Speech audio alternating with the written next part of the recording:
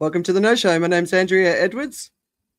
And my name is Joe Augustine. Welcome to the show that tries to bring you the world that happened in 2 weeks in just slightly under 2 hours, hopefully, right? We try to make life interesting and wrap a bow around it so you can bring it up in conversation over the weekend, perhaps. But at the same time, of course, we're trying to be the good guys. Not that there's particularly a bad side, but we just want to know, be on the side of truth and knowing things in general and having a clear perspective on all kinds of things. So yeah, before anything else happens, because I know this doesn't happen on. By the way, I found out LinkedIn actually joins the show a bit late. I don't know how long before. It's about maybe a minute into it before it starts rolling. So we may have just gone live on LinkedIn. Welcome to those of the you No on Show. LinkedIn. Yeah, welcome once again. Just a request, to like and subscribe to the show. As I always say, you can always change your mind later on if you don't like what you see. But for now, just try it out and see where we go. We also try to bring in different perspectives, and this is where we look for our guests to do that. So today, Andrea's brought in a friend of hers from way, way back. As I hear, many skeletons in the closet, but we'll leave those aside. We'll just do a professional introduction. Yeah. Yes, exactly. No, it's someone I've known for nearly 30 years, which is kind of weird. You kind of go through your period of school friends of 30 years, and now you've got work colleagues of 30 years. So when I was working in London back in the 90s in PR, technology PR, I met the amazing Jessica Figueres. And we worked on the same team. We had a lot of fun together. But one of the things that always impressed me about Jess is her sort of political sort of insights. She really gave me the education I needed on arriving in the UK about UK politics. But there's so much more to it. So welcome, Jess. Hello. Great to be here. How you doing, Tom? So Jess, despite everything that's happened and all the time that's gone by, you're still in the UK? I'm still here, yeah. Sorry, Andrea, what did you say? Yeah, Jess has done so much since we parted companies, professional company. And I just wanted to give you, because I was looking through your CV and it's amazing what you've achieved. Do you want to just give everyone a rundown of what you're doing today? Sure, yeah. So I work in the area of cybersecurity, quite a broad sense, and I work primarily with government, public sector, regulated industries. So right now, well, one thing about me is that I love to work so much that I usually have at least 4 jobs going at any one time. So right now, let me see if I can stack them up. I'm chair of the board at the UK Cybersecurity Council, which is a government-funded body. We set professional standards for cybersecurity professionals in the UK. I am also a co-founder of a non-profit called CXB, which is around cybersecurity governance for board directors. So we train up non-exec directors and boards around proper oversight of cybersecurity. I am also a consultant, currently working with government around innovation projects around data and technology, focusing on national security and law enforcement problems. And I am also working with some industry, some technology vendors working in the space of online safety in particular. Let me think, how many is that so far? I think that's 4 so far. And I'm just about to take up a new board position with a university as well. Is that enough? Nice. I think so. And a string of awards behind you as well, which is always great to see. So, yeah, thank you for joining us. And I know you're going to bring some really useful insight, especially sitting in the UK and everything that's been going on in Europe for the last week, I think, or the last couple of weeks. I think it's going to be an extra layer of value. So last 2 weeks ago, we were talking about a person called, oh God, what's his name? Yavin. Professor Yavin, the philosopher, or the right-wing guy, the butterfly revolution. So we were taking the conversation beyond Project 2025. So you'll be pleased to know, Joe, that within a couple of days of that, some of the influencers that I follow and try and who I'm looking for to give me guidance on where we're going started to talk about what we were talking about. And in the last week, more of the mainstream media is starting to talk about it. So it's not just some sort of little conspiracy theory. I was watching a professor of history from Boston University who started really talking about it as well. In fact, he made some really interesting insights on that later. So we were on the pulse with what's going on, but of course a lot more has happened since. So I wanted to start with a question. Like, if you've had a chilling moment in the last month, because it's only been 4 weeks, which is crazy, or moments, what would they be? Jess, what would yours be? I think for somebody that works in cybersecurity, it would be for me the reports about Elon Musk's body, Doge, gaining access in some way to some of the federal government systems, in order to execute some of Donald Trump's orders around. I think they were talking about finding kind of fraud, weren't they?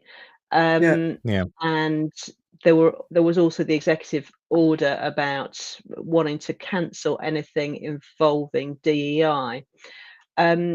So to me, I think what really bothered me about that was not even necessarily the policy goals, which clearly, that's a political matter, right? Personally, didn't like them, but anyway, that's nothing to do with me. I'm not an American citizen. I haven't voted there. What really concerned me was the lack of due process, the concerns about who'd been given access, how they'd been given access, what they'd been given access to, and I guess it made me reflect on just how fragile our systems of government can be. The USA is a mature democracy, and from my entire life proceeded along the basis that the USA system of government works in kind of a similar way to what we do in Europe, and that you have due process, you have a kind of separation of duties, so that you can't have a system where one person, however powerful, can kind of sweep away all of those boundaries, which kind of give important protections to people. And here instead, we were talking about some potentially unauthorized individuals who didn't necessarily have security clearance or permission, just to get kind of backdoor access to systems containing a huge amount of sensitive data, and then to do what, Yeah.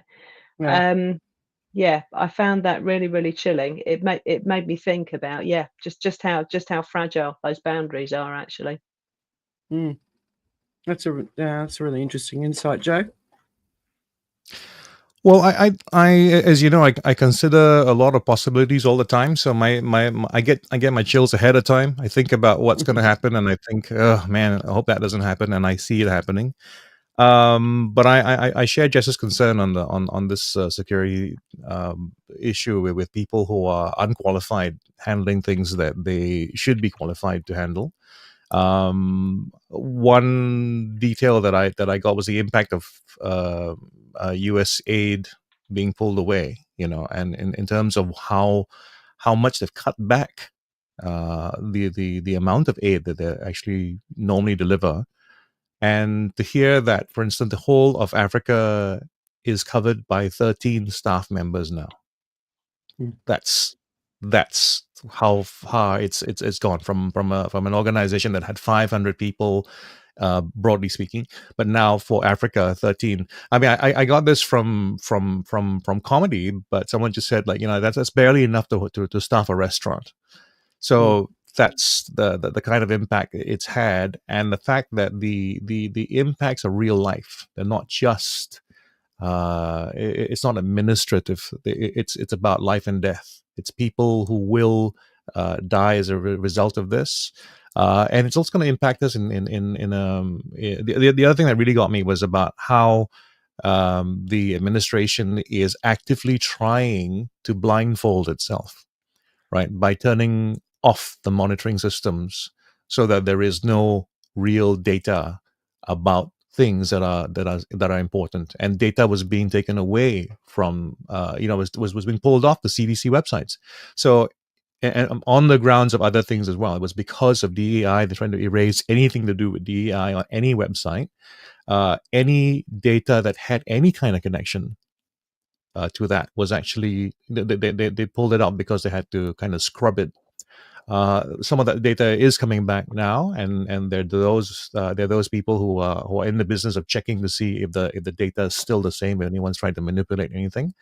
But yeah, that active idea of trying to blindfold yourself so that there is no data, so that you can just make a choice based on, well, I think this is the right thing to do.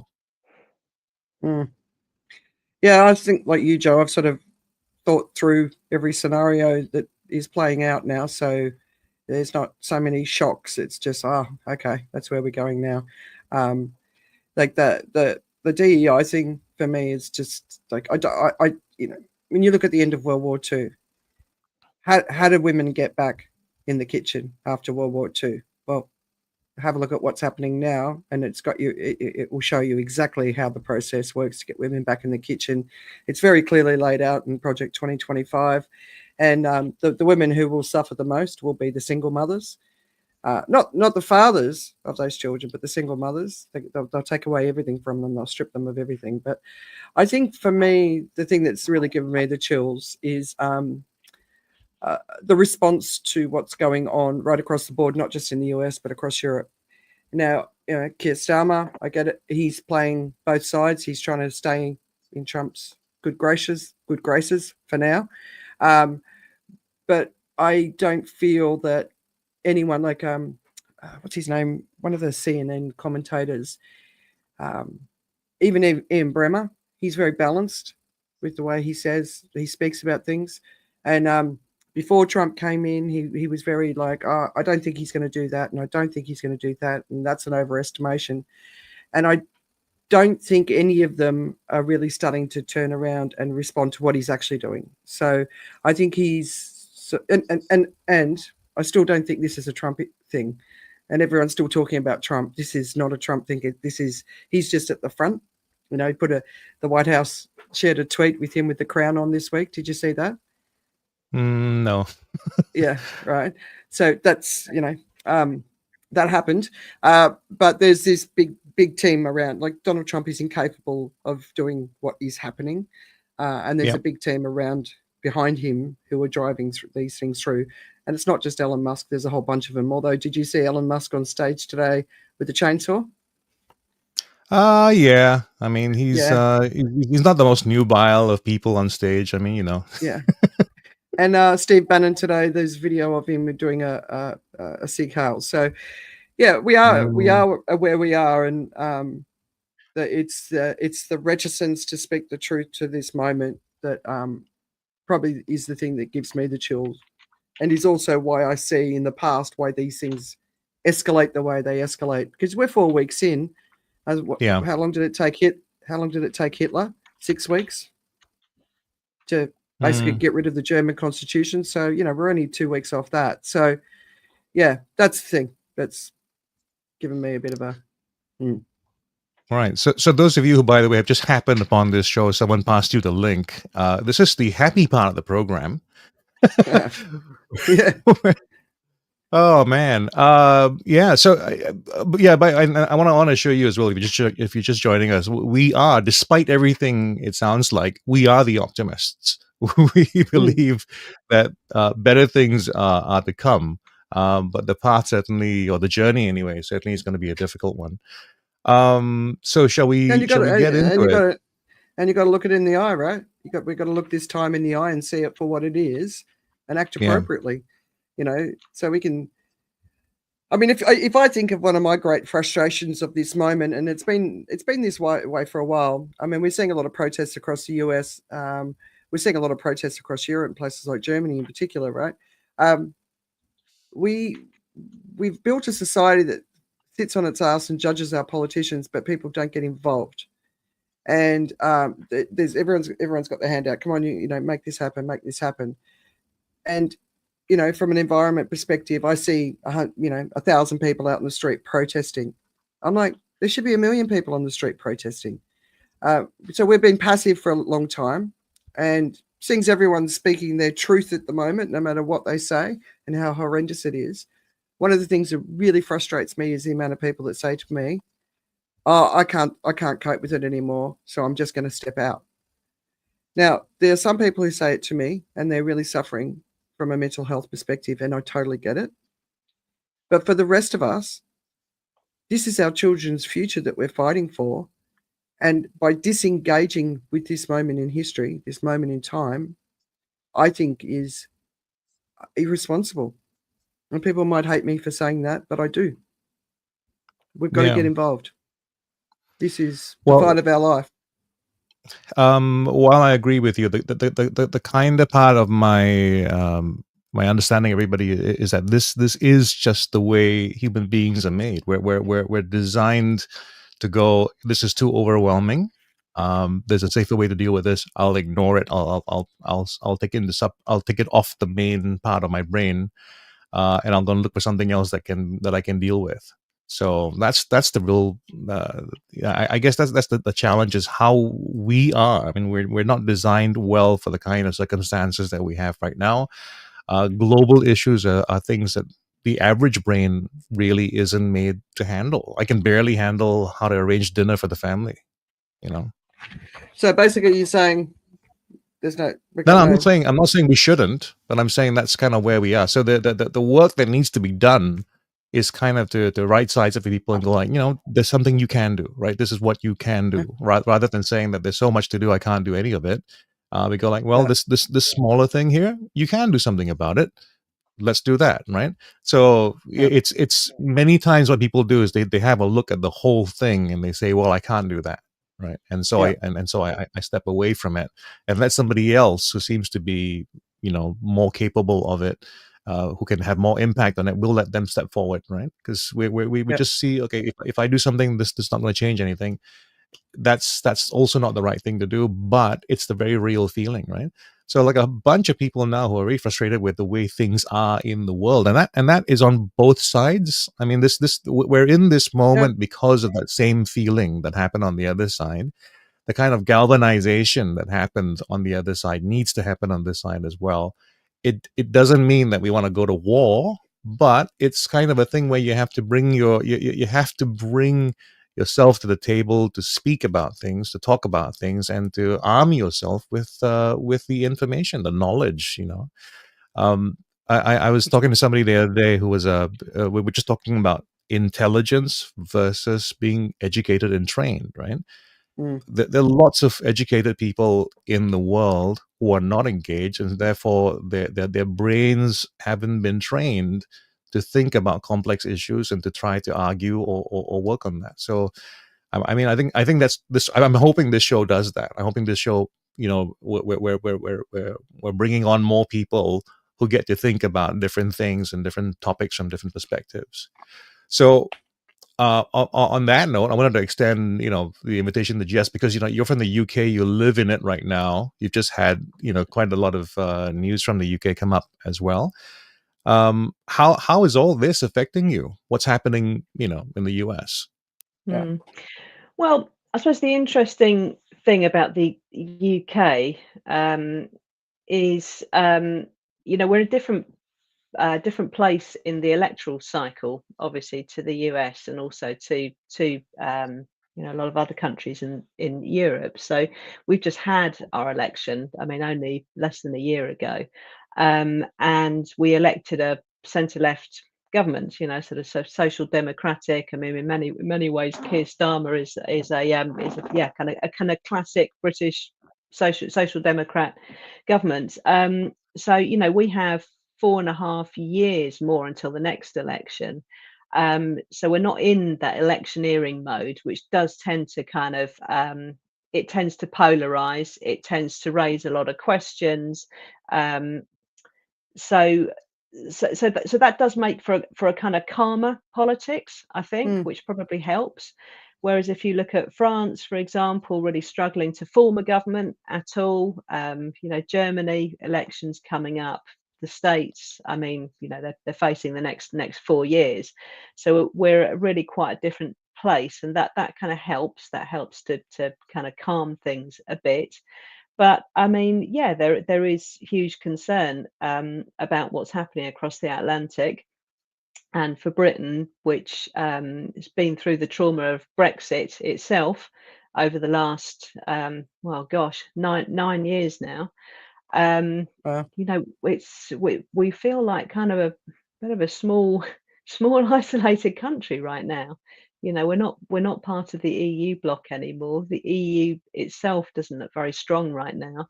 So yeah, Mm, it's a very troubling time. Um, I think that post Brexit, many people hoped that our historically strong relationship with the US would provide some sort of shield, you know, some sort of umbrella. And seeing over the last few weeks the possibility of that being entirely withdrawn has been deeply scary for many people. mm. All right. So, I mean, the big swing obviously this week is the US deciding to it's on Russia's side now, and obviously NATO is a big part of that, and the UK is part of NATO. So, what do you think? Uh, what is everyone seeing as the impact there? You know, we're obviously we haven't heard the conclusions from the talks in Paris. I think they've got a second round going. But what are you hearing? What are you seeing? Well, there's a consensus has rapidly emerged that Europe needs to rearm. Europe, for many, many years, has spent, you know, historically, a very, very low proportion of its GDP on defence. Um, you know, Europe benefited from that peace dividend, you know, after the Second World War, and Yep. Europe has used it to bolster kind of social security, to create decent living conditions, sort of social safety and solidarity for its citizens. And now, you know, Europe is faced with having to very, very rapidly kind of reverse that. So um, you know, this is really has been driven by Trump, actually, in his first and now his second Yeah. administration. Um, and so Europe has certainly responded, some countries more than others, but there is a long way to go, and there is a lot of difference still between countries. I mean, Poland is spending nearly 5% of GDP, whereas Germany is more like around 2. So um, there's not consensus yet about how far and how fast, you know. And for example, there is no consensus on whether Europe should get together and send peacekeeping troops, for example, to Ukraine. That's a big bone of contention. You know, you have countries like the UK which have already said, you know, very, very clearly, yes, we're up for it. I think if, you know, Keir Starmer was to do that, there'd be huge support, I think, in the UK. Other Yep. countries, Germany, very, very unwilling. So that's difficult. That's difficult. You know, NATO has been the umbrella for Europe's collective defence in recent decades. And you know, the strategic question now is, well, if NATO is effectively to become, you know, hamstrung, hobbled, even irrelevant by the withdrawal of the US, whether whether that's a kind of informal or formal thing, then can Europe step up to collectively defend itself? You know, and if so, what's going to be the kind of umbrella, the vehicle? That's a really live question right now, and really, we're just at the beginning. We're at the beginning of the beginning. You know. Mm. It's funny, like with USAID as well as Europe not sort of keeping an eye on its own defence. I think we always forget that there was a benefit to America there too. You know, the defence industry that exploded in the US is still in a bit of a shambles across Europe, right? So Yeah. there was a financial benefit for the Americans to keep it there. There was a global order and how things ran benefit there. Mm. You know, it's like America benefited from that too. I mean, when they were very clear after World War II in their directives of where the world was going, and that they were the ones in charge, and the Brits suffered that the most because you guys were the big dogs before, right? So I it's a two-way street, but the potential collapse of NATO, something that we've known since the end of World War II, and 80 years of peace, relative peace, has been delivered because of it, right? Do you think there is the guts in Europe to do what's needed right now, and to believe what they're seeing? I think that well, I think there are several elements to this, aren't there?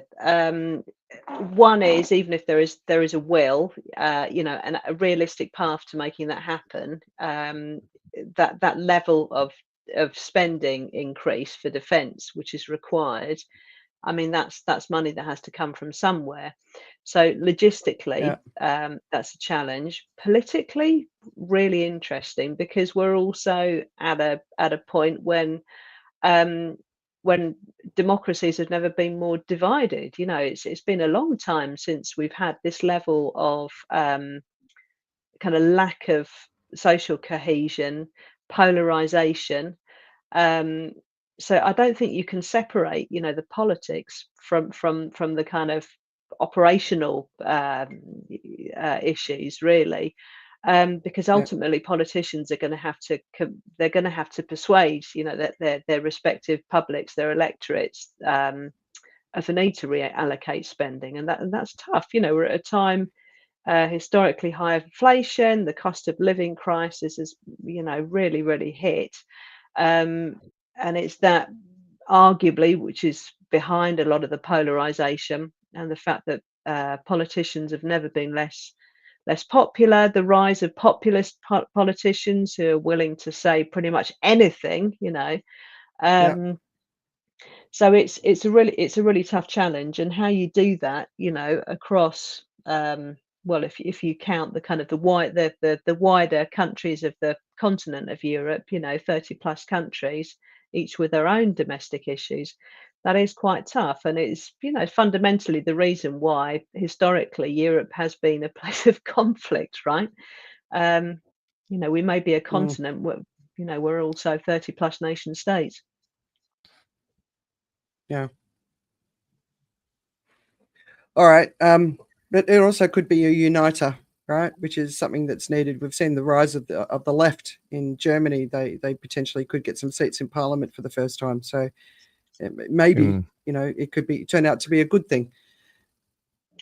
Well, I mean, I think what's needed is someone needs to jump in, right? Someone needs to say, okay, I'm going to drive this. And I think what Europe has gotten very used to is the idea that they don't drive, they just get on the bus, right? I mean, so it's a bit, it's kind of scary as well, because on the one hand, you can have the good driver come on, right? And then you can also then have the other thing happen as well, where everyone goes like, well, this seems to be the way the world's going right now. And like you mentioned, the rise of the populist politicians, you're going to have more of those in play, and I think that's going to be an issue in terms of what you can do as well, right? What is the right action to be taken? I mean, I think one of the things that I think has been lost is I don't know if there's such a word for it, automaticity, how things can be automatic. There's some ideas or some reactions that you can go like, okay, I can rely on that to happen, because when this happens, that happens. And I think those ideas are no longer in place. You can't anticipate the US to come to your aid if you're in trouble. There's going to be a negotiation. It's like the US from going to from being the world's watchdog has now become the world's private security firm, right? Where there's a contract to renew every now and then, and there's all kinds of other things happening now. There's no longer the automatic ideas, right? So, sorry, I didn't mean to put that up straight away. I was going to. So in Asia, Jess, we've got this guy called Kishore Mahbubani, and he's a former diplomat, and he's very, very respected on the world stage, and he's been speaking a lot lately. And he's come up with 3 things that he believes the European Union needs to do. So I thought it might be interesting just to run these 3 things by everyone. There you go. So basically his conclusion is if Europe wants to get respect, it needs to do something significant. And so the first is it should announce its willingness to quit NATO. And that will mean that they're going to have to spend at least 5% on defense, as you said. And, that's a hard call right now when we're looking at economies.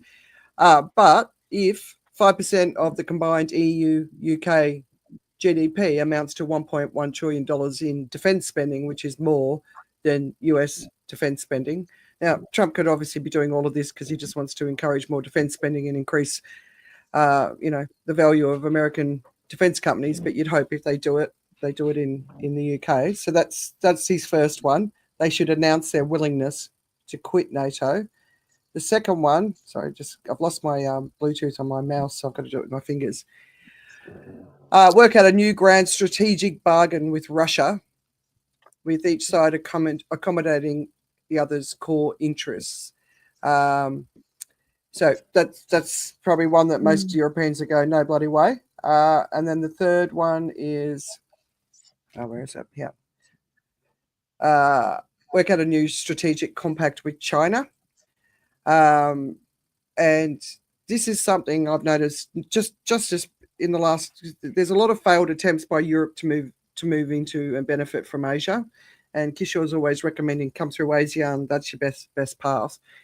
There's been some sort of delayed on sort of projects in countries like Malaysia, 10 years, that are back on track now because of what's going on. So that real sort of, EU-China relations is a focus. I think that's one. So that's three. So China, Russia, and leave NATO. Just wanted to Yeah, I find that fascinating. Do you think would you be able to put up the middle one again? Because I'm particularly interested by that. Okay, so this starts off. If Metternich or Talleyrand or Charles de Gaulle were alive today, they would do this. And I think this article is so interesting because I think it's kind of premised on an assumption that Europe might act in a way that we might have done in the 19th century, where there was one particularly very, very big, powerful figure who could speak and act on behalf of Europe. Yeah. You could go back in time and say, Charlemagne or somebody like that. So the idea that Europe as a continent can be represented by one particular big power who can kind of speak and act on behalf of the whole continent. And indeed, if that's the world where that we are in, then you would have a situation where Europe could be seen as the equal of the states, of Russia, of China, all of which are continental powers, eventually, with one particularly powerful leader who is able to exercise politically, who has the power politically to exercise that level of autonomy. But this is not where Europe is. We talk about Europe as if it's one thing. I mean, it's not. Even despite the existence of the EU, Europe is a collection of 30 plus nation states. And, within that, the closest we get to hard and fast collaboration is the EU. The EU does not have a defence element. Defence has always been deliberately kind of left out of that. NATO was the defence umbrella. So this is why Europe is looking so strategically weak right now, and which is why I think it's really, really unlikely that Europe is going to act in any of the ways described in that article, because the idea that this powerful leader might say might threaten to leave NATO, for example. I cannot see that threat being made by the EU. First of all, who would make that threat? It's it would be one nation state, right? It would be France or whatever. It would be an individual country. It's not going to be a whole continent. And then you have this issue of when it's divided with different national interests, then of course everybody is going to be looking out for their own national interests, and this really limits the scope of what you do. so the UK is going to position one way and try to sort of trade on its historically strong relationship with the US.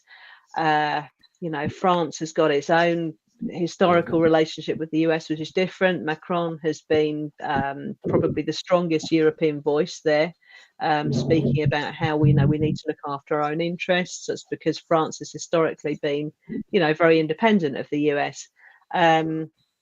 Germany is looking to its own problems, to its own elections, its own struggles with the populist right there. Italy has its own issues. Meloni has a good relationship with Trump, apparently. She's kind of closer to that part of the political spectrum. So, how can Europe act as a whole? It's just not going to happen. And Right. so, what does that mean? I mean, it means that Mm. what emerges out of this thing called Europe looks like a series of fudges, and it doesn't look strategic. And that's because it's not.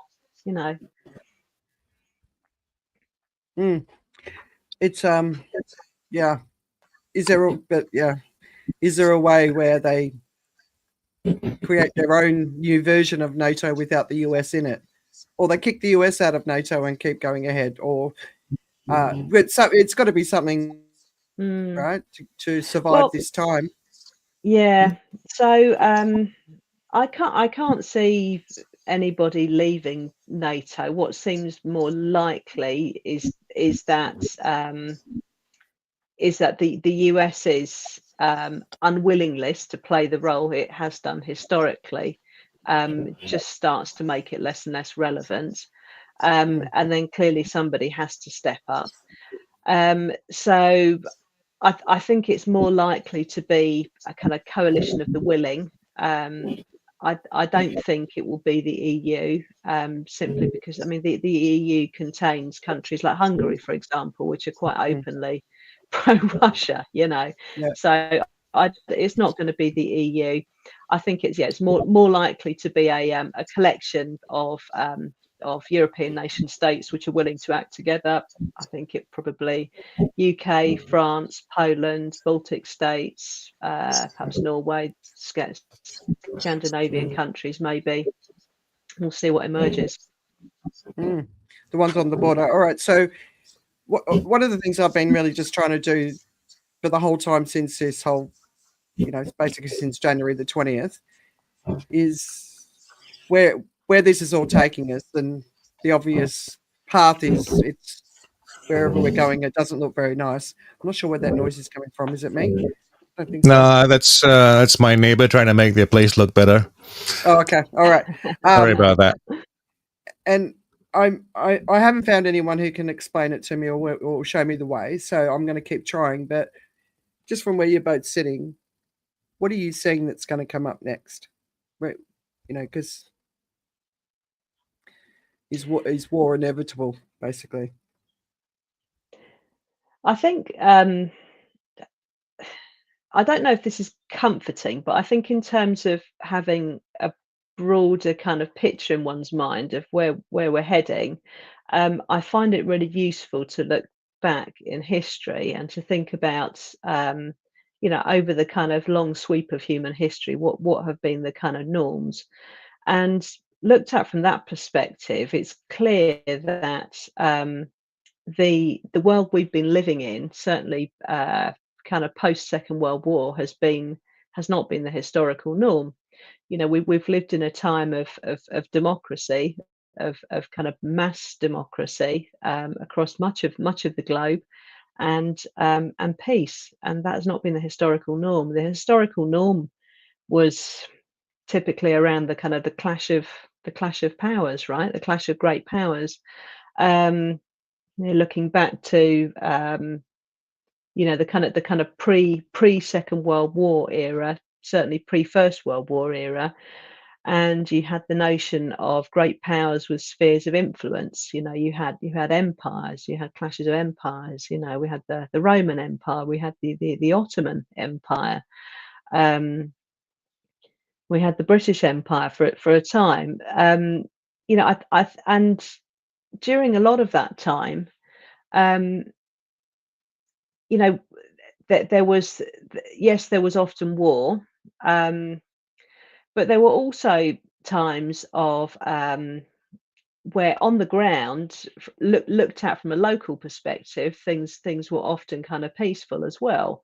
You look at the Ottoman Empire, for example, and which was absolutely huge. It spanned most of Europe and the Middle East, and many parts of that actually rubbed along pretty well. And there was a kind of umbrella which seemed to manage to contain um, geographical areas of great diversity, people of different religions and cultures getting on pretty much okay.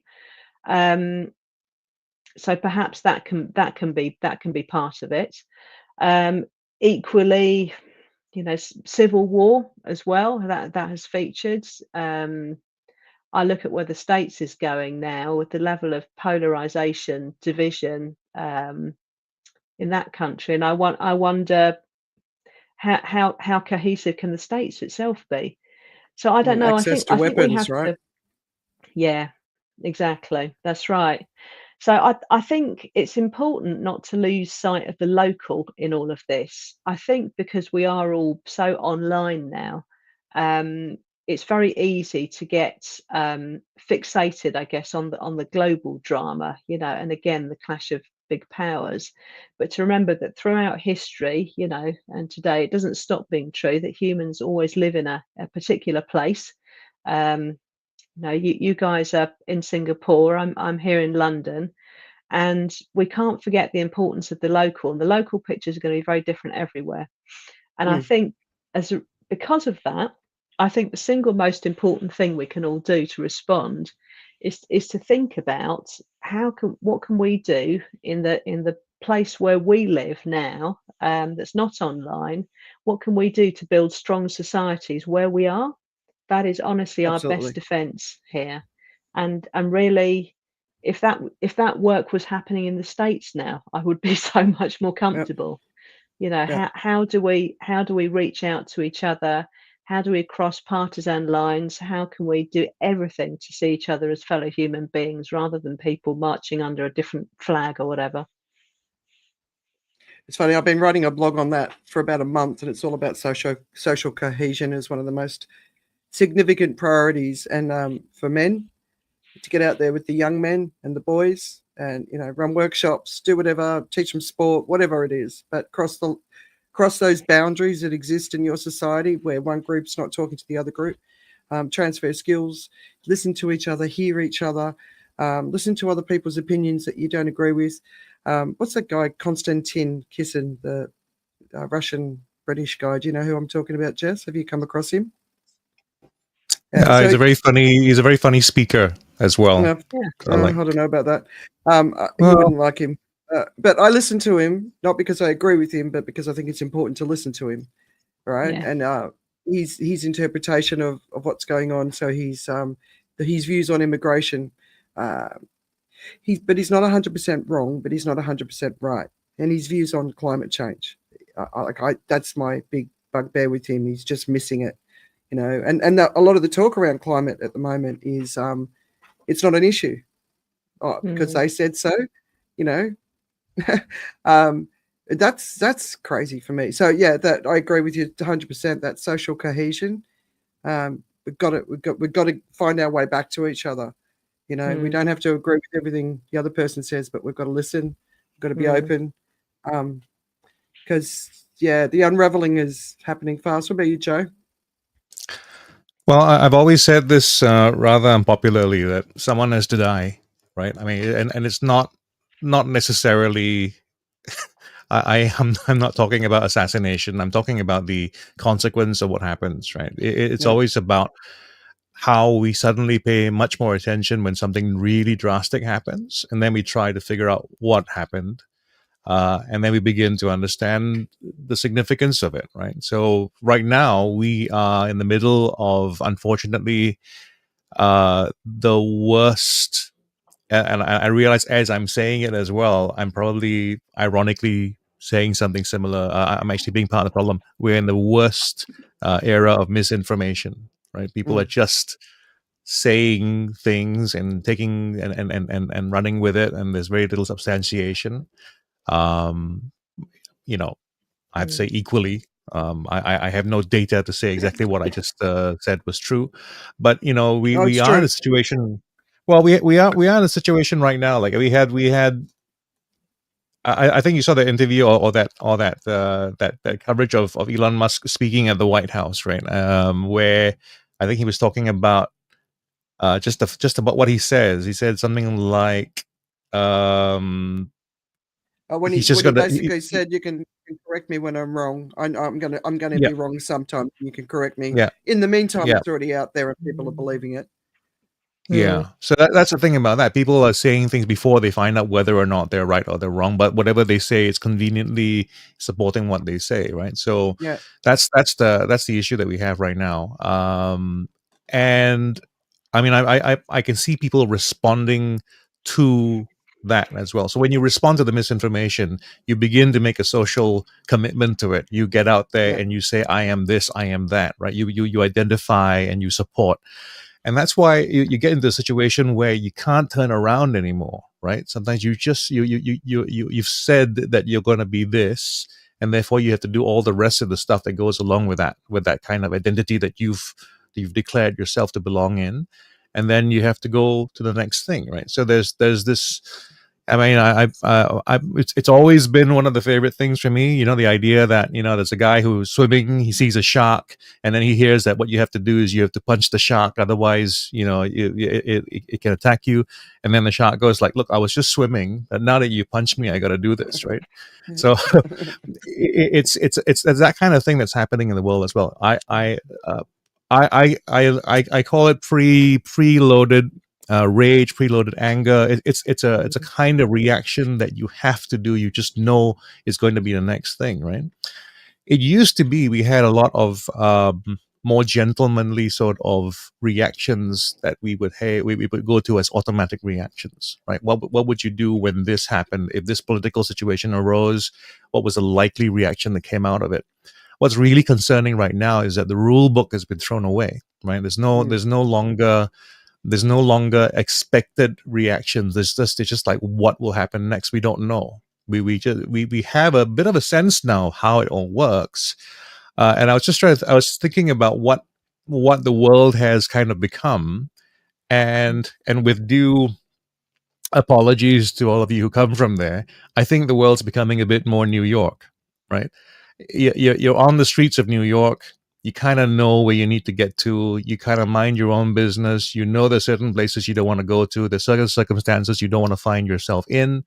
And if someone's being mugged, you don't necessarily jump in, because you don't know how you'll handle that, and it might be somebody else's business, that sort of thing. So I think we're becoming a bit more of a look out for yourself kind of world right now. Which at the same time, though, I'm seeing how that doesn't stop people from being happy. As in, like, you can still find your happiness. You can still find your society. You can find your communities, and you can be happy. So some people I know absolutely love New York despite everything that's happening with it. And I think that's where we're heading in the world. The world is going to be in many ways a lot more disappointing in terms of behavior. But yet at the same time, there's going to be another side of it that's going to be really quite amazing, because I think where we're going to go in some areas, it's just going to be quite incredible.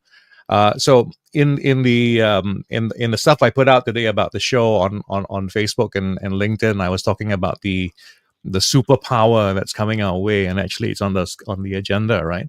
And I'm saying it's not AI, it is quantum computing, right? And the world that can come about when quantum computing is fully implemented, to me, is really quite an incredible place. The kinds of things that we can move forward on in terms of research, disease, all the things that prevent us. Well, obviously all the things, but a number of things that prevent us from enjoying a long and happy life, um, could be addressed. But with the advent of a kind of computing that can solve the problems that would take us years and years and years in seconds. And of Right, Joe, course, it just comes to before we problems. go into quantum, because I do want to go more into that. I've got two more questions, and then we can move on to the final two. Right. So the first one is, Sure. I believe that this is a time when heroes will emerge. All wars and great conflicts bring great heroes. Is anyone a rising star for either of you at the moment? Anyone who you think is starting to show the sort of qualities that will put them in the history books? Tough question. I mean, certainly, you know, the big figures of our age will absolutely go down in history. Trump, Elon Musk in particular. Yeah, not the negative ones, the positive ones.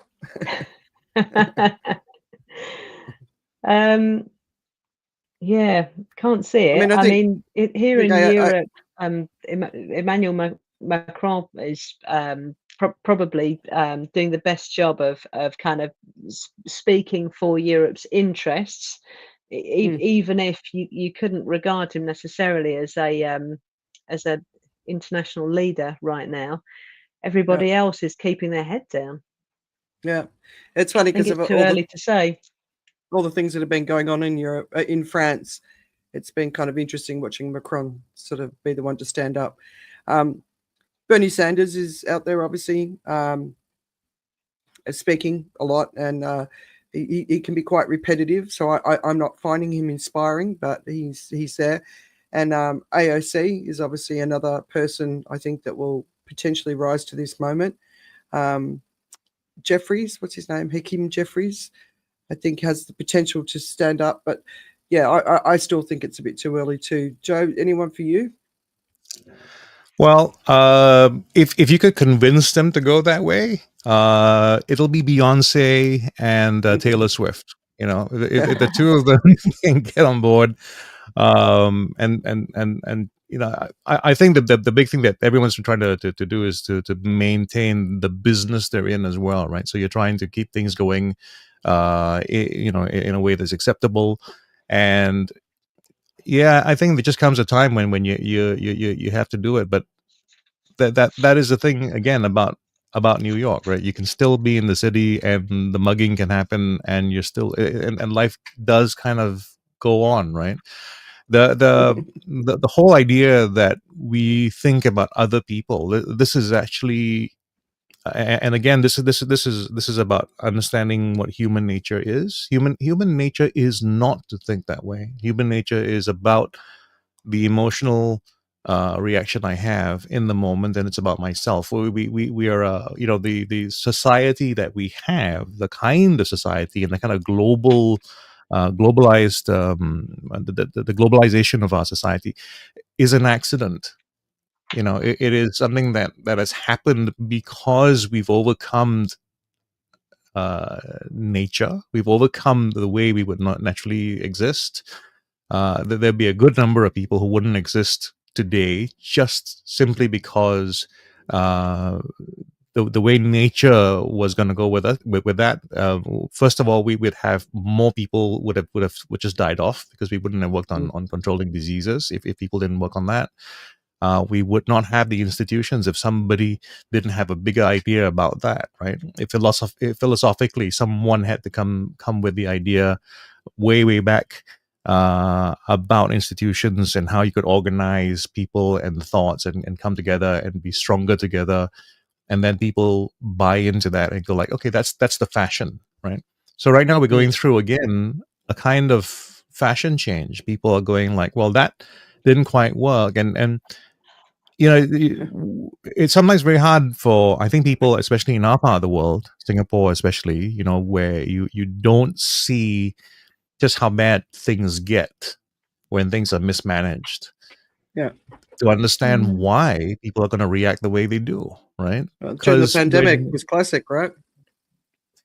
Well, you know, the pandemic is always going to be the easy one to complain about. But you know, let's just go before that. Let's take ourselves outside of just the pandemic and just talk about bus services. I mean, that's the kind of thing that you can really wrap your head around. Because, like, if you think about a society like where everything really is taken care of, and where internally what they do is try to make sure that things work, you get good value for money. It's a well run company, right? I mean, this is what you pay for, this is what you get, and then the messaging and all that kind of stuff. I mean, there's this statistic that I heard from the U.S. is a kind of thing that leads to things like U.S. aid being taken off the map. Like Americans were surveyed, and I think 25. Oh, I'm sorry. The majority of Americans were upset that 25%, I think, of their GDP was going to foreign aid. That was the statistic, right? And what they would prefer instead was 10% go to foreign aid, right? That Mhm. was the grand perception, and the reality is it's something like 1% of GDP that goes to foreign aid, and that's Yeah. all it was, right? Mm. But it's not the knowledge that the audience has, right? So Mhm. the thing is, it'd be a reasonable kind of reaction for me to think that why am I spending all this money to send it abroad to somebody else, and if it's been and why it's believable for me to hear that you're giving away $100 million in condoms. I mean, it's because if I look at a number like that, I hear a number like that, it sounds, yeah, of course, all these trillions of dollars, that much has got to go somewhere, so it's going to end up in these places. Um, Mm, it's that communication, the science communication, the policy communication, mm, all that stuff, which is boring. It's not as Yeah. interesting as what's for dinner, Yeah. right? That's really the problem that we have. And I do this show. My wife can't understand why I do this show, right? I spent half a day. By the way, the number of links you send me for this one, Yeah. Yeah. No, I it was wasn't it was expecting you to read them. it was a lot. I tried to do as much as I can about it, but it's a lot of stuff, a lot of work to do something which really, in the grand scale, sometimes it's like it's not going to make that much of a difference to the average person. It's less important than the more urgent stuff, and it's unfortunately it makes us all less safe, and we have to go through this whole process of the market. The market has to experience, in a sense, death, right? Mm. Sometimes literally, and sometimes it's going to be some other kind of death, and then you realize, okay, this didn't work, right? Yeah. So that's where I think we're heading. Right. I'd So, like to pick up on Joe's points you made earlier around misinformation. I think that historically, what's quite unique about this point in time is that we now have a situation where the mass media, which of course is social media now, has mm, never been more ubiquitous. We've never lived in a world before where every individual on earth can simultaneously transmit their thinking to every other individual on earth. We've never had a time like that before. And how what we're seeing is that it seems to just inevitably lead to these kind of information wars. And I think I really agree with you, Joe, in terms of what you were saying, where this sort of lack of restraint in speech and the impact that has on people's emotions and their perception of reality as well. I yeah. think it's But really Jess, difficult. there's two sides to that I don't think get enough attention, right? So everyone talks about I'm a free speech absolutist, and Mm, those very same people, like people like Musk, they actually weaponize the algorithms to boost the opinions that they yeah, want and yeah, yeah, suppress the opinions that they don't want. So is that that's free right. speech absolutist? That Um, that is uh, that is that's classic. So throughout history, people have used media in whatever form it yep, existed at the time to push their own agenda. The powerful have yep, always done it. So this is just a very kind of typical thing which happens, unfortunately. So if you look now, you know, there's accusations that Musk controls this hugely powerful channel, and he is able, as we've seen, to tweak the algorithm so it favors him and other groups, just like the way that the rich and powerful have often owned newspapers. So here in yep, the UK, the power of the kind of right-wing press, that's been really kind of driven those models of newspaper ownership. And then, you look back through history again at the role of information wars in stirring up war. So look at the 20th century and the importance of propaganda, for example, with the particularly to support communism and those kind of totalitarian regimes. Of course, the role of propaganda in the rise of the Nazis as well, and the maintenance of the Nazi state. And then, but it's interesting because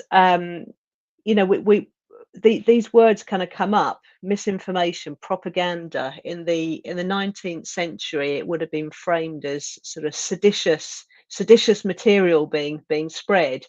There is this kind of strong sense of it's information, but it's wrong, and it's been weaponized. So information wars, so important. And I also wonder. I think it's interesting to think about is there a kind of is a war of words? Does it inevitably lead to actual kinds of war, or is it a replacement or an outlet? I don't know. But I mean, certainly that kind of lack of restraint in speech that Joe talked about, that lack of that kind of gentlemanly conduct, Yeah. I mean, it has real consequences, doesn't it? You look at the French Revolution, for example. Hilary Mantel wrote an absolutely wonderful novel about the run-up to the French Revolution and the terror, where I mean, you end up in the situation where literally people are being marched to the guillotine every single week, and like last week's good guys are this week's bad guys, and then it all turns every single day. And that was the role there of kind of very, very sort of hot rhetoric, being shared at the time in the form of pamphlets. That was hugely important. At the time, people would have had vigorous arguments about what was being said in those pamphlets and whether it was true or false, or was it an exaggeration, or was it, was it kind of selective? But at the end of the day, it was that lack of restraint, that lack of gentlemanly kind of conduct in speech and debate, which was really the driving force behind such violence. So I do think this is hugely important, and it's why I'm a massive supporter of social media being under some sort of democratic control. Frankly, I do not see how anybody can be a free speech absolutist unless you believe that in the country where you live, the place where you live, you would be allowed to go into the town square and literally say anything you want without any kind of consequence. It just doesn't seem to me realistic. It's it's a big conversation in itself, but it's something I spent a lot of time thinking about.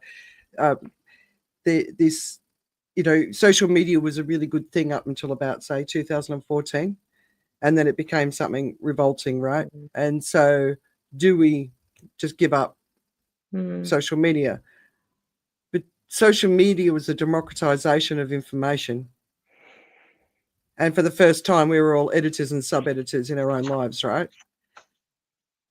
Up until around about 2014, it was you get a job, you could share your kids, what they were doing, your adventures, that sort of thing.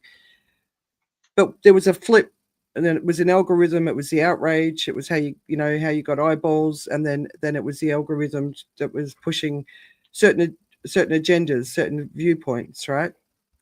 And that's, to me, where it's become a dangerous thing for society. And people are sitting in a constant state of emotional intensity, and are responding instantly. They're not stepping back. They're not saying, wait a minute, logic, common sense, all that stuff seems to have gone out the window, and everyone's just reacting all the time. And it's incredibly dangerous. But 70% of the world's population we're the ones that can get it back to where it needs to go. There's this 30% on the other two extremes that are, I think, are driving this crazy side of things. But it's an algorithm thing. I definitely think we've been in an information war for 10 years, and all wars start with information. All, and it's not just a social media thing, as you said. They had pamphlets, and then the other side, of course, is media. I mean, in the US, practically all of the left-leaning media is gone now. The right-wing media completely dominates the landscape, but then apparently 70% of Americans don't even follow the mainstream media. But the right-wing influencers also dominate that landscape. And I was listening to a conservative politician talk about climate change, and he's desperate to get on Joe Rogan. And what I think everyone's missing, which because he recognizes the influence and the base, what everyone's missing is the people who are considered centrist or left-leaning. No one's financing that. Everyone's financing these more extreme voices, right? So it's hard for the other voices to be heard. So it's a whole bunch of things, but it needs to be addressed. If you're a free speech absolutist, then everyone should be on the same level playing field, right? With their ability to express an opinion. Well, the problem is, I mean, we have this attention economy now, don't we? Where attention is monetized, and attention is really big business. And you have these huge. We now have enormous, powerful big tech industries, which are literally funded by attention, and that is new. I mean, don't get me wrong, it was always the case that there were some people who stood to benefit by, fueling misinformation and publishing seditious pamphlets, because they sell, don't they? Lurid, simplistic claims always sell, because it's like drama, isn't it? It's human beings are kind of attuned to it. But now to have this powerful global industry which is there to monetize our attention, I mean, there's a sense in which conflict and war is baked in. It's an externality, a negative externality, in exactly the same way that climate change is a negative externality of the global fossil fuels industry. Yeah. So it's inevitable. All right. So the final question. The final question. Yeah, exactly. The final question on this section, and then we'll just do the final two really quickly. A lot of people are really struggling to get their heads around all of this. They're struggling with the emotions of it, a lot of fear, a lot of despair. People are very anxious about the future. So if you've got any sort of ideas or tips to help people get ready for what's ahead, what would you say? I think in terms of coping, I think reducing your exposure to the news is really important. I think we have to remember that however important it is to be informed, most of what happens on a day-to-day basis, even at times like this, long term, are not going to be that significant. It's the big picture which is important. And to get a good sense of that, you need to be reading smaller numbers of really smaller volumes of high quality analysis less frequently. So that's really, really important. Take a step back. And when you do read, choose your sources carefully. If you'll go, be aware of your own biases. Be aware that we're all subject to wishful thinking. So I guess that's one. Number two, be less online. I mean, it's linked, isn't it? Spend more time with actual people in your community, like we said earlier. And then I think that there's some really practical stuff. You need to think about medium to long term actual material conditions now, because we're looking at geopolitical and economic disruption. I mean, we haven't talked much about AI and quantum, etc. yet. It seems very likely that many jobs and industries are already being disrupted massively. So we have to think very, very carefully about that. What is it, the thing that we're doing right now? Be aware also that it's very easy at times like this for us personally to be drawn into activities and forms of work and industries that quite possibly are gonna fuel the kind of conflict we've spoken about, you know. So I think we all have to be very aware and very mindful of what we personally are doing and whether we are being drawn into, you know, this sort of negative new world, or whether we can possibly be part of the solution. Mm. So and I mean, some people are going to have to think very carefully about where they live in terms of climate change. The answer is not always going to be very clear. I mean, here in the UK, for example, you know, until quite recently, you know, we were kind of thinking, all right, well, we're facing a future which is going to be a lot hotter. Okay, so we're thinking about sea levels rising, and you know, potentially really unbearable temperatures. Well, now in the last few weeks, it's been reported quite widely, actually, that now there's growing likelihood that the UK is actually going to get caught in the breakdown of the Gulf Stream, which would essentially mean that we would be quite a lot colder, you know. So, okay, that's not great either, but it's a completely different kind of thing. So if you Mm. were thinking about, for example, where you live, you know, and possibly thinking about long term, maybe having to relocate, it's not entirely obvious what the answer is, you know. So we need to think about that sort of thing as well. So there you go. Give me a call, Jess. I'll take you through the options and the timescales Yeah. that I think. Yeah. I think the AMOC collapse will be after the heating up. So I think there's a period of heat before the freeze. But yeah. Good to know. Yeah, Look forward to that. The heat will rise the sea levels, but if the AMOC collapses, sea levels will go down, right? So yeah, it's a really interesting one to sort of go through, and then of course you've got storms, and I mean just the amount of water you guys have had on the farms, which have devastated crops, you know, so starvation's, you know, on the horizon. So yeah, there's a lot of different but big things to think about, right? You see, this is a great example of, you know, the point I made about thinking about our own contribution here, and you know, how many of us are going to have to think about, is what we do for a living going to be obsolete?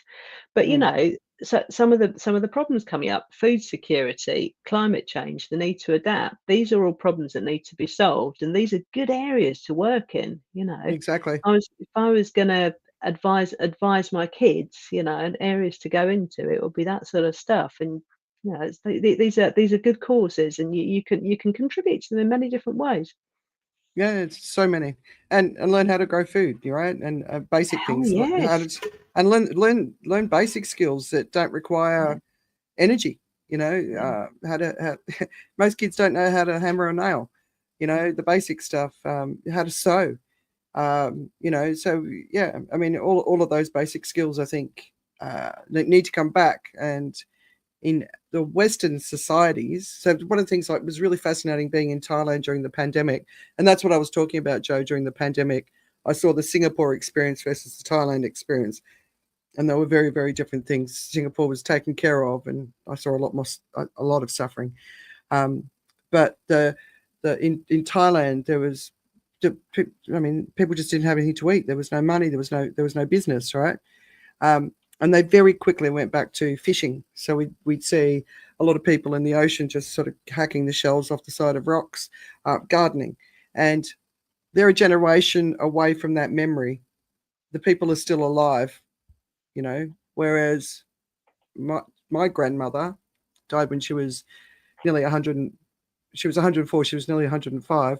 She was gardening until the end of her life. My mum, I've never seen her in the garden other than to sunbake.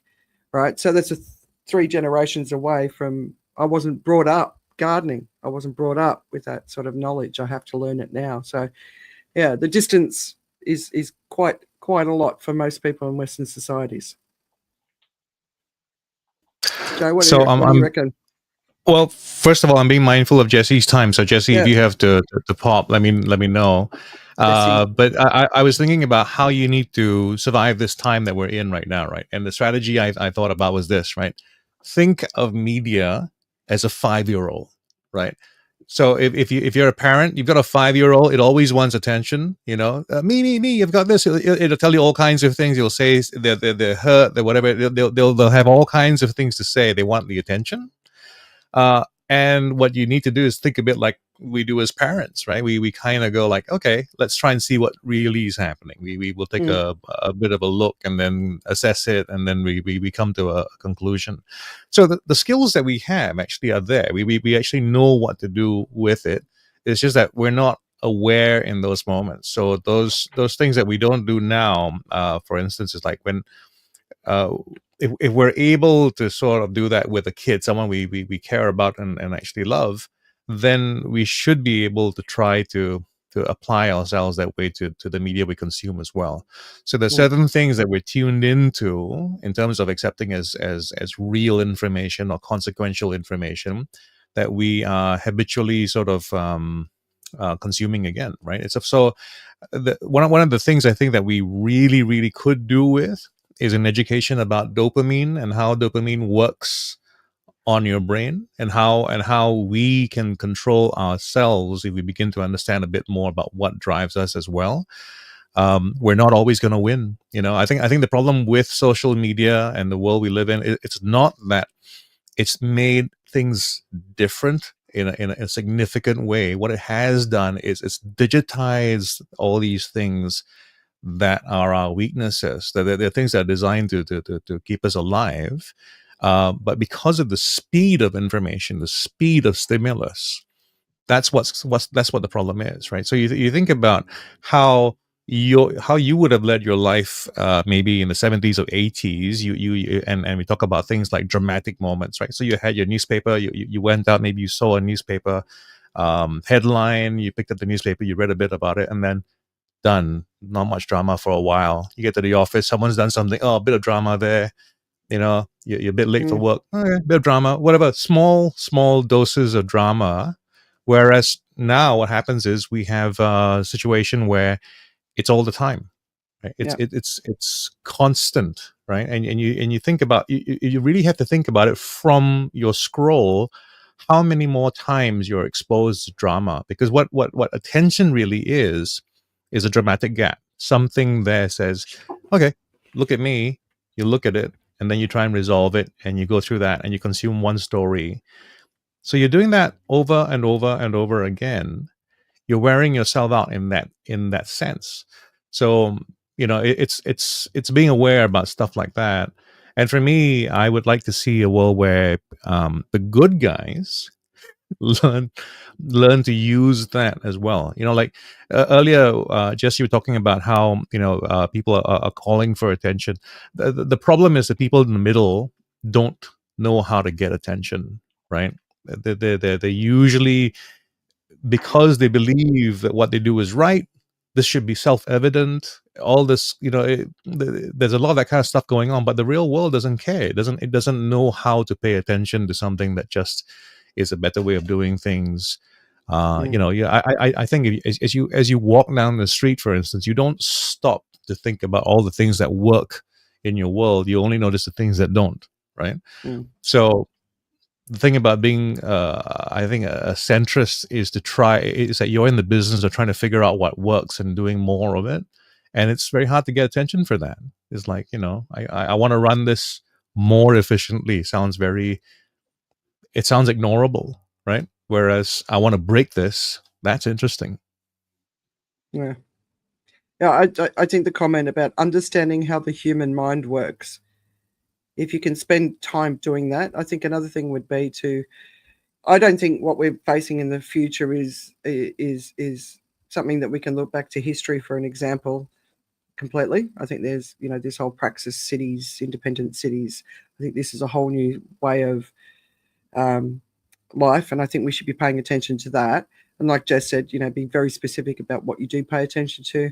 I do the weekend reads specifically to sum it all up so that people don't have to go out there, because I'm looking for trends in the news. Like, one of the chief firefighters in California was stabbed to death this week. And so the initial reaction was it because of Donald Trump's rhetoric about the DEI around the female firefighters, right? It ended up looking like it was a domestic incident. So kind of a bit of a relief that wasn't a hate crime. But I'm always looking for that to try and find the right information. And I'm trying to, like, there's so much noise. I'm always trying to look between it. So that's why I do the reads. So just check in there if you're overwhelmed by it all.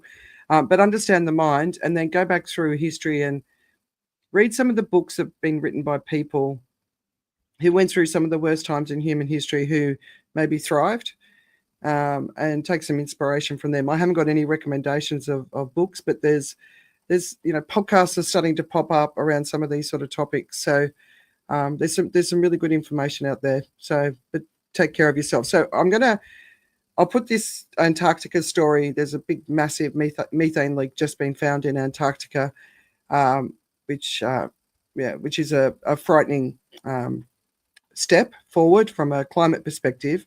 But one piece before we go, Majorana 1, which is, I think it's Majorana, which is announced by Microsoft this week. It's the world's first quantum processor powered by topological qubits. I don't even know. Topological. So it's a new form of matter. Is that correct? Is that one of the things that I saw? All right. Tell me why it's important. Help everyone understand, guys. I think what's important is that it's Microsoft.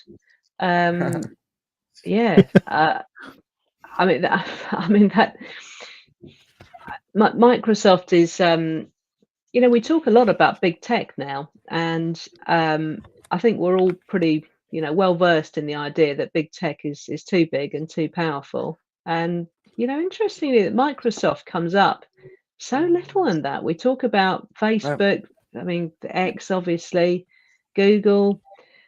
Microsoft always seems to be a very friendly giant, but I mean, Didn't used to be. No, Microsoft's grip on enterprise tech particularly is really something, and regulators have never been able to deal with it. And so now, for it to be Microsoft as opposed to academic players or smaller organizations, that is kind of moving so quickly with this is really quite something. And I do worry that the tech industry is just becoming even more vertically integrated.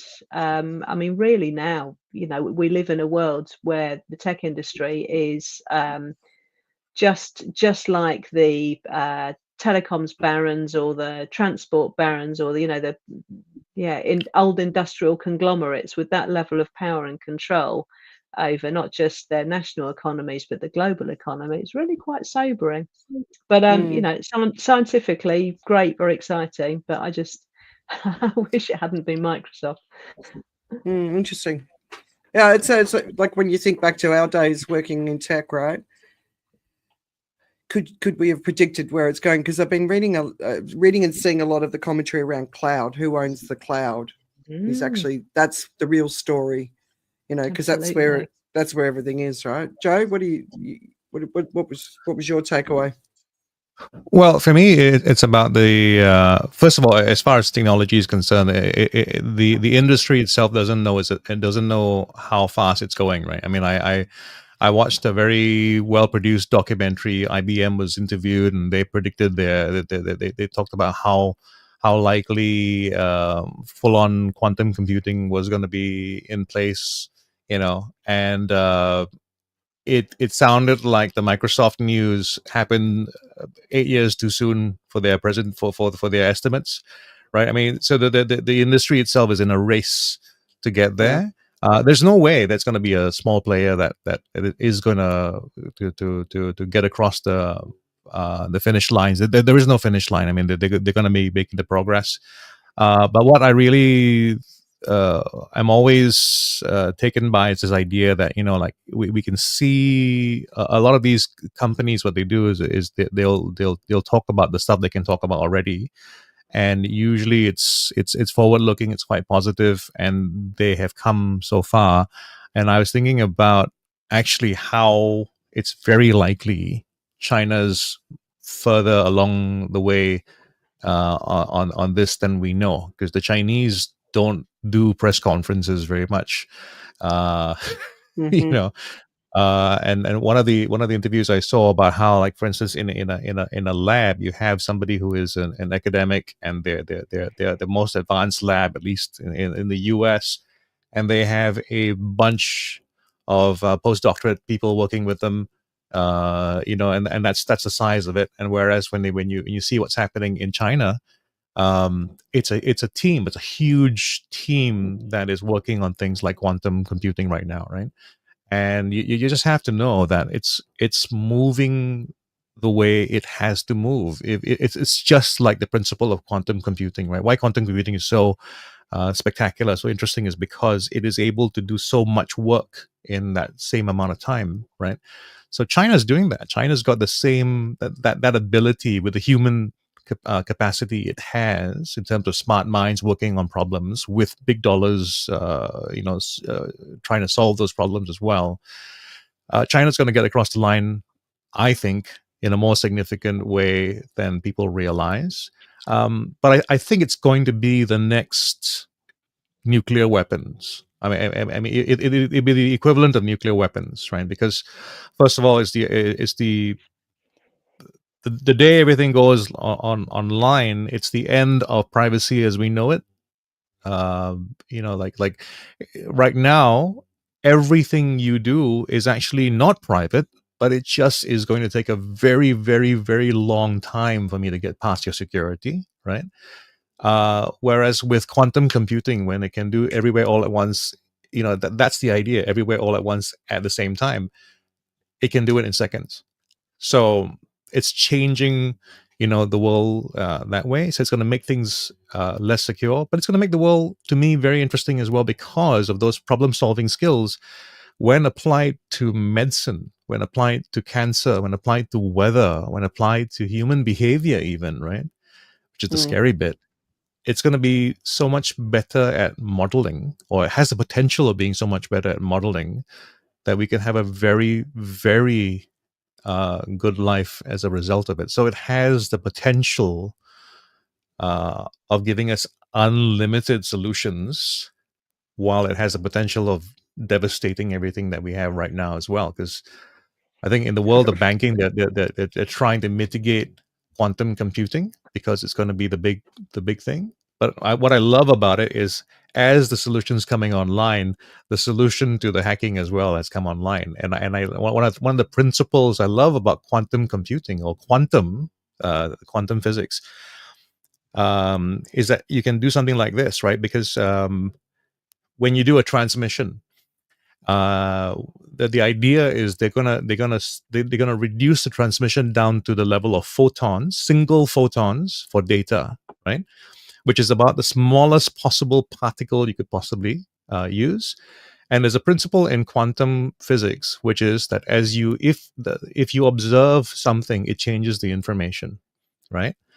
And that's being used to provide unhackable communications, in the sense that because that's the principle of it, I can't look at information without changing the information.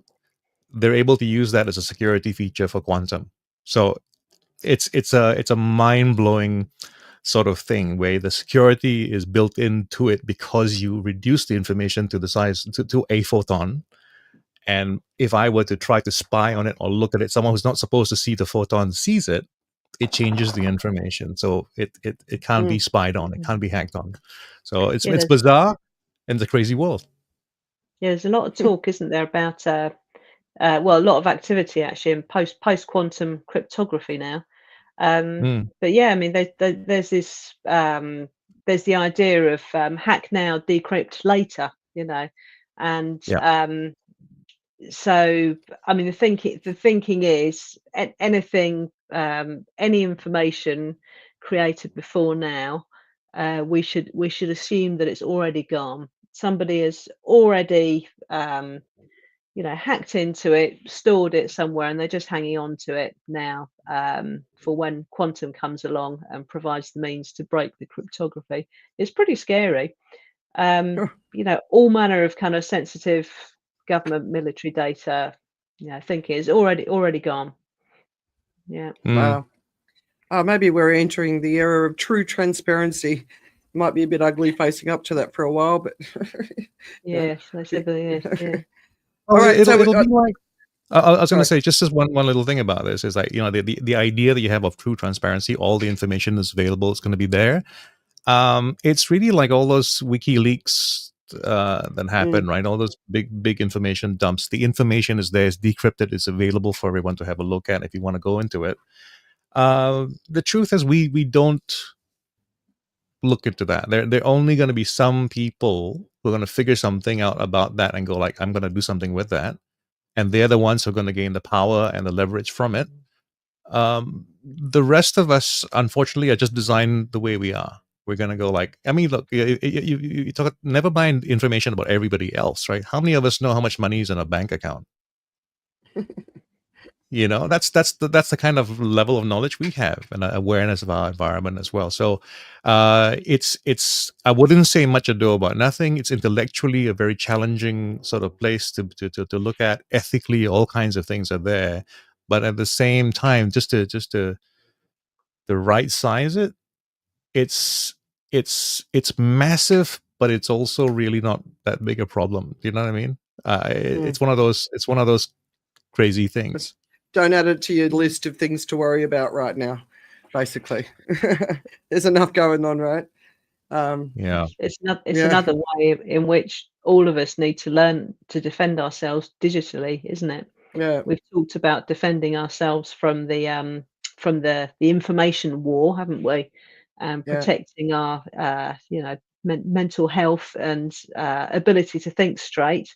And this is another thing. I mean, with the rise now of absolute ubiquitous online fraud and scams and all manner of absolutely horrific kind of predatory behaviors online, this is something we all have to do now, unfortunately. Yeah, take it seriously. It's a big problem in this part of the world. Massive. Yeah. I sat next to an old guy in a bank. Steve and I were sitting there, and his daughter was furious. He was quite elderly. Someone got in and just basically took everything he had, and he's just sort of sitting there, just going, I don't know. And the fact that he's even in that situation in the first place, where he's of an age where he's never going to come to terms with how the technology works, and people are just coming and taking, right? So we've got to get smart. Yeah. And I mean, you get romance scams, which to me are just so hideous, and the way that these bad actors will, I mean, they will almost, they're farming people's emotions, that's what they're doing.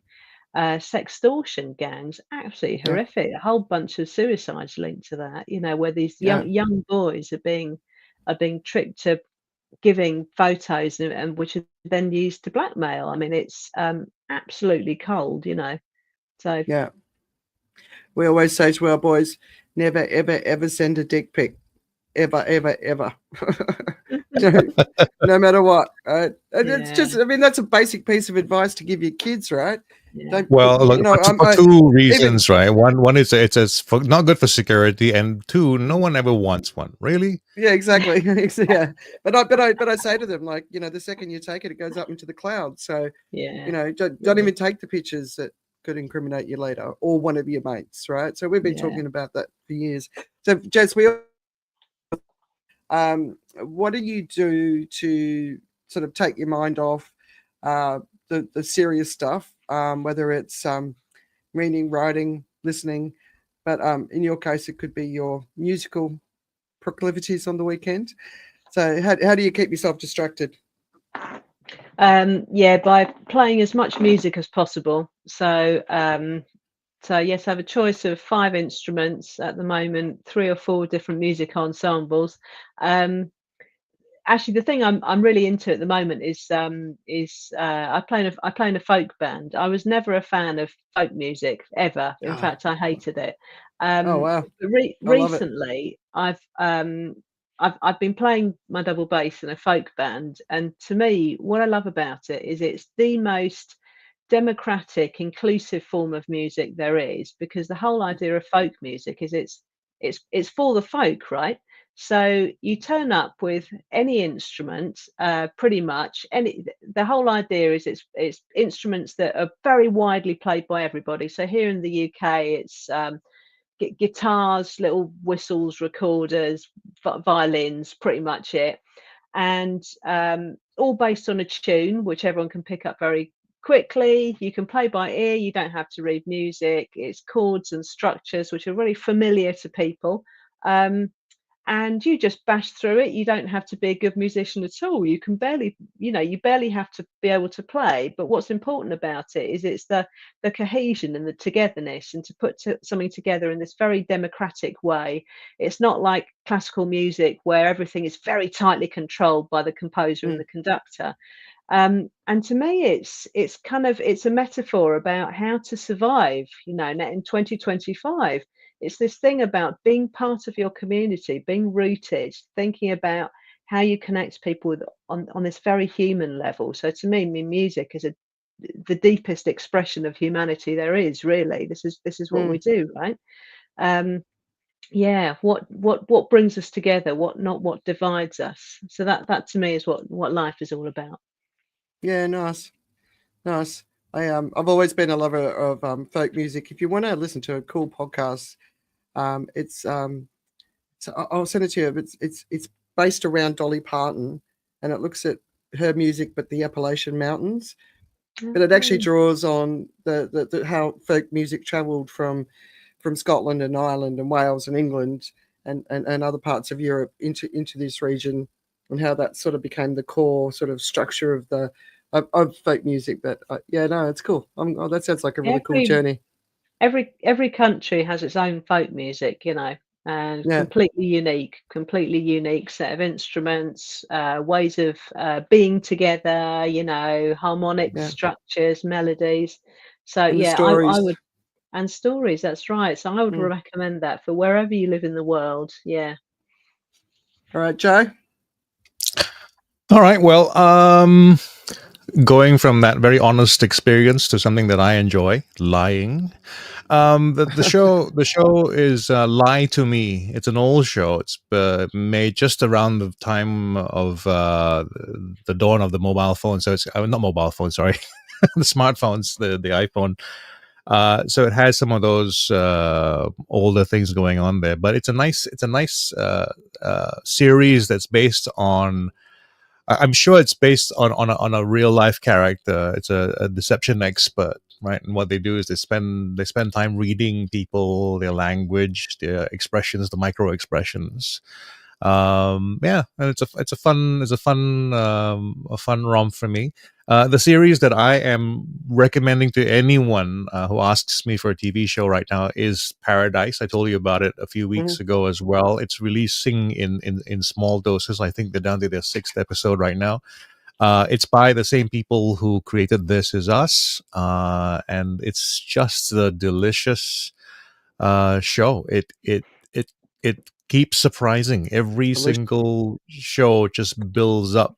But do you need to watch the other one first? Do you need to watch you do. You absolutely do have to watch it in sequence. And it's one of those things where I can't tell you what's going on anywhere along the way, because everything unravels from the start. It's such a well done show, and I just know that in terms of the way your mind works, it's the kind of thing that you'd be interested in. It may not be the kind of drama you're into. There's no romance, or at least I don't know about that yet. But but it's one of those things. It's modern and at the same time so traditional. So the This Is Us, if you know that series, was all about just family relationships and things like that, right? The whole drama of interpersonal stuff. And there's a kind of a marriage between that and politics and intrigue and tech and all those kinds of things in there. You'll enjoy it. It's on Disney Plus for now. All right. I'm still finishing Yellowstone, so I can put that next. So Steve said he's never heard a perspective like that on folk music, Jess. So I am listening. So talking about understanding the mind, I'm listening to a podcast. It's about 3.5 hours long. I don't know if there's more episodes yet. By Rory Stewart, who's obviously a British politician, and it's titled "The Long History of Ignorance." And he's looking at the history of the word ignorance, which when I first heard it, I'm like, oh my god, that's so brilliant, that someone actually sat down and thought this is worth studying. And intelligence can come with ignorance. Academic intelligence comes with ignorance. Political intelligence comes with ignorance, and local knowledge has amazing wisdom, and often the two don't sort of come together and see the intelligence on each side, and that's a big part of the problems that we have in the world today. So I really, really recommend it. The Long History of Ignorance. It's really well done, really well put together as well. All right, time to go. Cool. Jess needs to get to work. She's an important lady. But thank you so much for coming and joining us. We really appreciate it, man. Pleasure. Been great. Thank you. Really great to hear what you've got to say. And see you in a couple of weeks, right, Joe? Yep. And as we should do on these things, also invite you, if you just join us, to like and subscribe, share this with your friends. There's a podcast I know that my friends enjoy listening into while they do their kind of long walks. It's long only because we go on for a long time. But yeah. So if you could tell your friends about that, the usual stuff, give us reviews. I think positive, negative, whatever it is, just make your comments. It's always good for the all-powerful algorithms to serve us up. Yeah. If you want to support people who are speaking center and center left or even center right, just listen to what they're doing, share what they're doing, subscribe to what they're doing, comment, leave reviews, all that sort of basic stuff, not just with us, but anybody else, because the people who've got the biggest voice in the world have got a lot of money behind them, and they're not necessarily speaking in your interests. So support the people who are. Right? Yeah. All right. See you in a couple of weeks. Cheers, guys. All right, everybody. Take care. All right. I've lost my Bluetooth.